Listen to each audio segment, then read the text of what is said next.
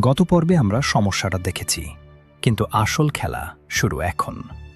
Psychology বলছে বিশ্বাসঘাতকতা কখনো আচমকা ঘটে না, এটা অত্যন্ত ধীরে ধীরে সাবধানে আমাদের ইমোশন নিয়ে খেলা। আজ এমন 3টি মারাত্মক লক্ষণ নিয়ে কথা বলবো যা মেলালে বেঈমানের আসল চেহারা পরিষ্কার হয়ে যাবে। প্রথম লক্ষণ, ফোনের প্রতি অতিরিক্ত গোপনীয়তা। বাথরুমে গেলেও ফোন সাথে রাখা, আপনার সামনে স্ক্রিন নিচের দিকে রাখা, নোটিফিকেশন আসলে প্যানিক করা। যখন কেউ অপরাধ লুকায়, তার অবচেতন মন ফোনকে সবচেয়ে বড় শত্রু মনে করে এবং সেটা আপনার থেকে দূরে রাখার আপ্রাণ চেষ্টা করে। দ্বিতীয় লক্ষণ, আপনাকে পাগল প্রমাণ করার চেষ্টা, যাকে সাইকোলজিতে গ্যাসলাইটিং বলে।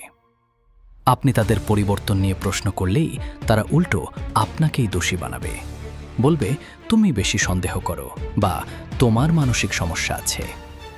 নিজের অপরাধ বোধ ঢাকার জন্য দোষটা আপনার ঘাড়ে চাপানোর এটা একটা নোংরা খেলা। চরম এবং তৃতীয় লক্ষণ, সামনে থেকেও অজানা দূরত্ব। সঙ্গী আপনার পাশেই বসে আছে, কিন্তু মন অন্য কোথাও। আপনার কথায় কোনো ইমোশন নেই, প্রতিক্রিয়া নেই।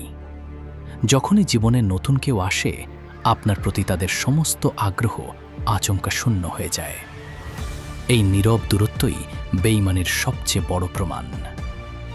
এই লক্ষণগুলো মিললে বুঝে নিন আপনার সাজানো সাম্রাজ্যে আগুন লাগানোর প্রস্তুতি চলছে। সব শেষ হওয়ার আগে চোখ খুলুন। কিন্তু এই নোংরা সত্য জানার পর আপনার পরবর্তী পদক্ষেপ কী হওয়া উচিত, নিজের আত্মসম্মান বাঁচাতে কী করবেন, জানতে চোখ রাখুন তৃতীয় পর্বে।